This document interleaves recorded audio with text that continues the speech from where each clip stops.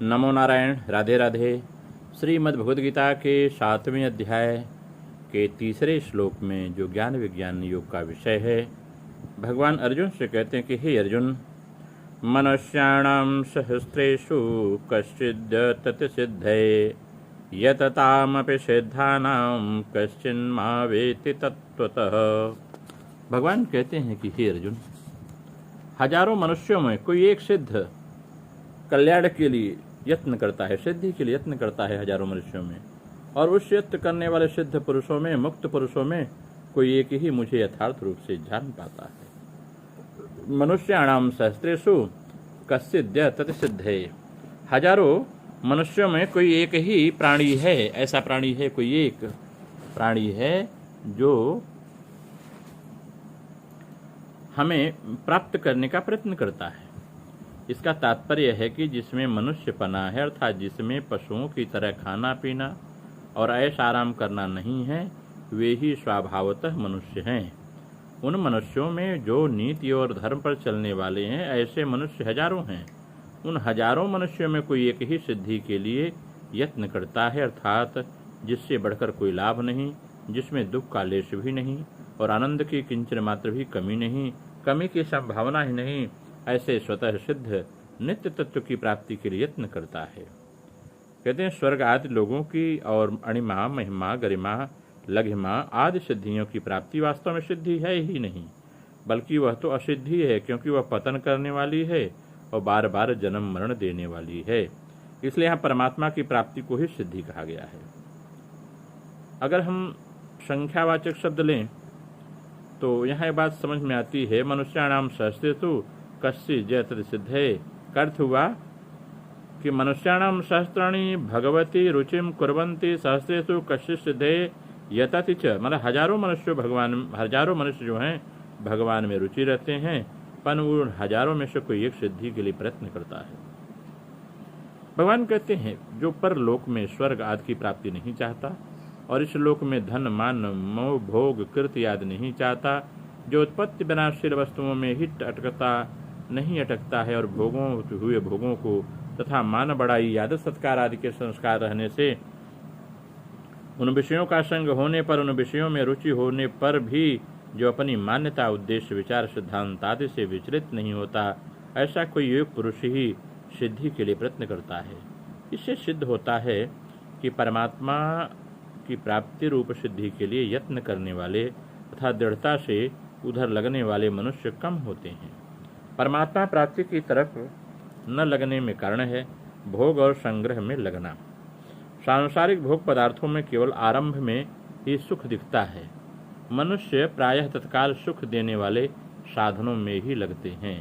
इसका परिणाम क्या होगा, इस पर वे विचार करते ही नहीं। अगर वे भोग और ऐश्वर्य के परिणाम पर विचार करने लग जाएं कि भोग और संग्रह के अंत में कुछ नहीं मिलेगा, खाली रह जाएंगे और उनकी प्राप्ति के लिए किए हुए पाप कर्मों के फलस्वरूप 84 लाख योनियाँ तथा नरकों में दुख ही दुख मिलेगा, तब वे परमात्मा के साधन में लग जाएंगे। दूसरा कारण यह है कि वे प्राय लोग सांसारिक भोगों में ही लगे रहते हैं। उनमें से कुछ लोग संसार के भोगों से ऊंचे उठते भी हैं, तो परलोक में स्वर्ग आदि भोग भूमियों की प्राप्ति में लग जाते हैं। परंतु अपना कल्याण हो जाए, परमात्मा की प्राप्ति हो जाए, ऐसा दृढ़ता से विचार करके परमात्मा की तरफ लगने वाले बहुत कम लोग हैं। इतिहास में भी देखते हैं कि जो सकाम भाव से तपस्या आदि साधन करने वालों के ही चरित्र विशेष आते हैं। कल्याण के लिए तत्परता से साधन करने वाले चरित्र बहुत ही कम आते हैं। वास्तव में परमात्मा तत्व की प्राप्ति कठिन या दुर्लभ नहीं है, परंतु इधर सच्ची लगन से तत्परता पूर्वक लगने वाले बहुत कम हैं। इधर दृढ़ता से न लगने से संयोग जन्य सुख की तरफ आकृष्ट होना और परमात्मा तत्व की प्राप्ति के लिए भविष्य की आशा करना ही खास कारण है। परमात्मा सब देश में, सब काल में, संपूर्ण व्यक्तियों में, सभी वस्तुओं में, सब घटनाओं में, सब परिस्थितियों में और संपूर्ण क्रियाओं में स्वतः परिपूर्ण रूप से मौजूद हैं। अतः उनकी प्राप्ति भविष्य का कोई कारण नहीं है। परमात्मा तत्व कर्मजन्य नहीं है। जो वस्तु कर्मजन्य होती है वह भविष्य मिलती है। कारण कि जो वस्तु कर्मजन्य होती है वह उत्पत्ति विनाशवान होती है और उसमें देश काल की दूरी होती है। उसी के लिए भविष्य होता है। मनुष्य विचार करे कि परमात्मा सब देश में हैं और यहाँ भी हैं। जब यहाँ हैं तो कहीं जाने की जरूरत नहीं, परमात्मा सब समय में है, अभी भी हैं। जब अभी हैं तो भविष्य क्यों? परमात्मा सब में है तो मेरे में भी हैं। जब मेरे में है तो दूसरे किसी खोजने की पराधीनता नहीं। परमात्मा सबके हैं तो मेरे भी हैं। जब मेरे हैं तो मेरे को अत्यंत प्यारे होने चाहिए, क्योंकि अपनी चीज़ सबको प्यारी होती है। साथ ही साथ परमात्मा सर्वोत्कृष्ट हैं, अर्थात उनसे बढ़कर कोई है ही नहीं। ऐसा विश्वास होने पर स्वतः ही मन खींचेगा। कहते हैं इस प्रकार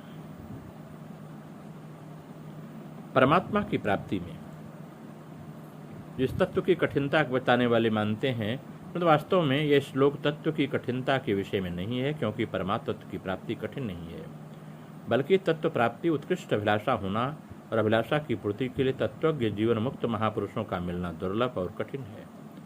यहाँ भगवान अर्जुन से कहते हैं, मैं कहूँगा और तू जानेगा। तो अर्जुन जैसा अपने श्रेय का प्रश्न करने वाला और भगवान जैसा सर्वज्ञ कहने वाला मिलना दुर्लभ है।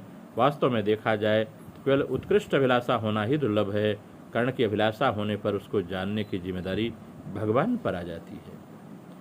यहाँ तत्वतः कहने का अर्थ यह है कि जब मेरे सगुण निर्गुण साकार निराकार शिव शक्ति गणेश सूर्य विष्णु आदि रूपों में प्रकट होने वाले और समय समय पर तरह तरह के अवतार लेने वाले मुझको तत्व से जान लेता है, अर्थात उसके जानने में किंचन मात्र भी संदेह नहीं रहता और उनके अनुभव में एक परमात्म तत्व के सिवाय संसार के किंचन मात्र भी सत्ता नहीं रहती। भगवान कहते हैं कर्मयोग, ज्ञान योग, ध्यान योग इत्यादि जितने साधन हैं, उन साधनों से यत्न करते हुए जो सिद्ध हो चुके हैं, ऐसे जीवन मुक्त ज्ञानी महापुरुषों में भी सब कुछ भगवान ही है। इस प्रकार भगवान के समग्र रूप को यथार्थ रूप से अनुभव करने वाले प्रेमी भक्त बड़े दुर्लभ हैं। भगवान कहते हैं विशुद्ध अर्थात जीवन मुक्त पुरुष अपनी स्थिति मुक्तावस्था से असंतुष्ट हैं और उनके भीतर परम प्रेय अनंत रस को प्राप्त करने की उत्कंठा है, भूख है। इसलिए ब्रह्मसूत्र में आया है मुक्तोपशिष्य व्यपतये साथ। उस प्रेम स्वरूप भगवान को मुक्त पुरुषों के लिए भी प्राप्तव्य बताया गया है। कारण यह है कि मुक्त होने पर नाशवान रस की कामना तो मिट जाती है, पर अनंत रस जो है, अनंत रस की भूख नहीं मिटती। वह भूख भगवान की कृपा से ही जागृत होती है। अर्थ यह कि जो भगवान पर श्रद्धा विश्वास रखते हुए ध्यान साधना करते हैं, जिनके भीतर भक्ति के संस्कार हैं, उसको भगवान ज्ञान से संतुष्ट नहीं होने देते, उसमें टिकने नहीं देते और उनकी मुक्ति रस को फीका कर देते हैं। सिद्ध यानी मुक्त तो कर्मयोगी, ज्ञान योगी, ध्यान योगी सभी हो सकते हैं, पर भगवान के समग्र रूप को जानने पर सब नहीं होते। यहाँ याततामपि सिद्धानाम का अर्थ है कि वे यत्न करते हुए अपनी पद्धति से सिद्ध तो हो गए, पर मेरे समग्र रूप को नहीं जान सके। कारण कि मेरे समग्र रूप को पराभक्ति से ही जाना जा सकता है। भगवान कहते हैं कि सुनो अर्जुन, आपकी कृपा भगवान से कहा अर्जुन ने कि प्रभु आपकी कृपा से मेरा मोह नष्ट हो गया है, स्मृति प्राप्त हो गई है।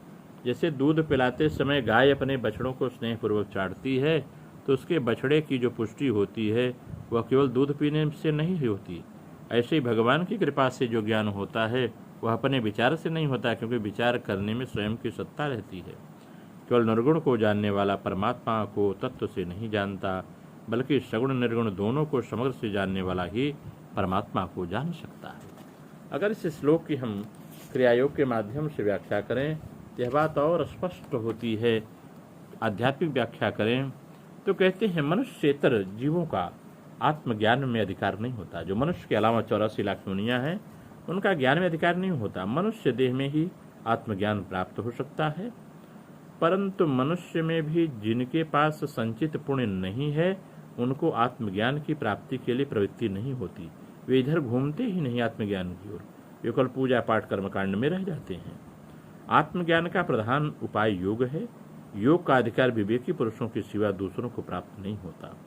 अगर पूर्वजन्म का संचित नहीं है तो आप में विवेक होना चाहिए कि नहीं, यह करेंगे समय पर मिलेगा, क्योंकि मेरा संचित नहीं है। इस प्रकार का भाव रखना पड़ेगा। योग का अधिकार विवेकी पुरुष को है, दूसरे को नहीं है, और इस प्रकार से योगानुष्ठान में भी नाना प्रकार की विघ्न बाधाएं आ जाती हैं। अतः आत्मज्ञान अत्यंत ही दुर्लभ वस्तु है। इसी से भगवान कहते हैं कि योगाभ्यास करने पर सिद्धि की प्राप्ति तो होती है, परंतु अनधिकारी के लिए योगाभ्यास करना कठिन है, बहुत कठिन है। क्योंकि मनुष्य को नाना प्रकार के अनावश्यक कार्यों को करने की चेष्टा होती है, नाना प्रकार के भोगों में आसक्ति होती है, और इस कारण सहस्त्रों अनावश्यक कल्पनाएं करते करते जीव का अंत हो जाता है। फिर भी कल्पना का त्याग नहीं कर सकता। अशुद्ध अंतःकरण के कारण विषयों के प्रति अत्यधिक आसक्ति होती है, तो उसके मन में अविश्रांत कल्पना का प्रवाह चलता रहता है। साधु संग से तथा विषयों के हेतु की आलोचना करने पर वासना का वेग कम होता है। पहले पहल नितांत प्रयोजनीय कर्म में वेग रहता तो है, रहने दो, परंतु अनावश्यक कर्म और तद विषयक संकल्प का वेग रोकने के लिए कुछ न कुछ प्रयत्न होना आवश्यक है। प्रयत्न करने पर साधक इस विषय में कुछ अकृत कार्य भी होते हैं। इस प्रकार से आत्मोन्मुख जीव के प्रति कृपा करके सद्गुरु उसको साधना का उपदेश देते हैं। उपदेश प्राप्त कर गुरु के आदेश के अनुसार साधना करते करते उसकी साधना में तीव्रता बढ़ जाती है। साधना में जिनको आलस्य या प्रमाद नहीं तथा तीव्रतर वेग से जो साधना में लगे रहते हैं, वे नाना प्रकार की योग सिद्धि प्राप्त कर लेते हैं तथा इस प्रकार के समस्त सिद्ध साधकों में कोई कोई कूटस्थ रूप पर ब्रह्म में प्रवेश को प्राप्त कर लेते हैं। अवश्य ही इस प्रकार के भाग्यवान साधक बहुत दुर्लभ होते हैं। यदि कहो तो उनके तत्वतः जानना क्या है, तो उसका उत्तर यह है कि क्रिया की परावस्था में प्रवेश करने पर ही वह तत्वतः जाना जाता है। उस समय भगवान के ऐश्वर्य, ज्ञान, बल और माधुर्य समस्त विषयों के साथ साधक का परिचय हो जाता है। तब साधक योग बल से बलिष्ठ होकर स्वयं तद्रूप हो जाता है। इस प्रकार की अवस्था प्राणायाम आदि योग साधन के द्वारा कैसे प्राप्त की जाती है, यह बताता हूँ। भगवान कहते हैं कि अर्जुन, क्रिया करने पर क्रिया की परावस्था रूप परम शांति पद प्राप्त होता है। क्रिया की परावस्था में जब चित्त ब्रह्म में लीन हो जाता है, तब फिर कोई कर्म नहीं रह जाता। उस समय सब में एक रस, ऐसा बोध होता है कि एक ब्रह्म के सिवा कोई दूसरा नहीं है। उस अवस्था में अवस्थित साधक साधना करते हुए भी कुछ नहीं करता है। यह शरीर ओंकार स्वरूप है, उसमें तेजो बिंदु है। प्राण अपान की क्रिया के द्वारा जब वायु सदा कुंभकावस्था, जब हम सांस रोकते हैं, रहती है, तब मन अपने आप ही अन्य सब दिशाओं से रुद्ध होकर शून्य में प्रवेश करता है और निजानंद में रहता है। वहाँ रहते रहते उत्तम पुरुष नारायण को देखता है और तब साधक में तदत पौरुष तथा अलौकिक शक्ति प्रकट होती है। उस तेज में रहने पर शुक्र की वृद्धि होती है और बुद्धि क्षीण होती है तथा अग्नि की वृद्धि होती है। अग्नि के तेज की वृद्धि होने पर सब वस्तुओं की इच्छा नष्ट हो जाती है। इस तेज के बीच में एक छोटा चिन्ह दिखाई पड़ता है, उसको हम बिंदु कहते हैं, जो आज्ञा चक्र पर दिखाई देता है। उस बिंदु अणु से भी अणु है और महतो महियान है, जो सदा इस अवस्था में रहता है। उसको परब्रह्म का अनुभव होता है। पहले योनि मुद्रा में कूटस्थ दृष्टिगोचर होता है, उसके परे अव्यक्त है, वहाँ सर्वशून्य है तथा उसके अनंत ब्रह्मांड प्रविष्ट हैं। क्रिया करने पर एक ऐसी अवस्था प्राप्त होती है जिस अवस्था में रहने पर मन अन्य किसी वस्तु में नहीं जाता। इस प्रकार की स्थिति का नाम ही क्रिया की परावस्था है। क्रिया करते करते अपने आप ही प्राप्त हो जाता है, अलग से सीखना नहीं पड़ता। स्वयं जिसकी आत्मा जैसी है वैसा भाव प्रकट हो जाता है। यह सुख दुख संपर्क रहित एक परमानंद अवस्था विशेष है। यही विदेह या कैवल्य अवस्था कही जाती है। यही कैवल्य अवस्था है, यही विदेह की अवस्था है। नमो नारायण। राधे राधे।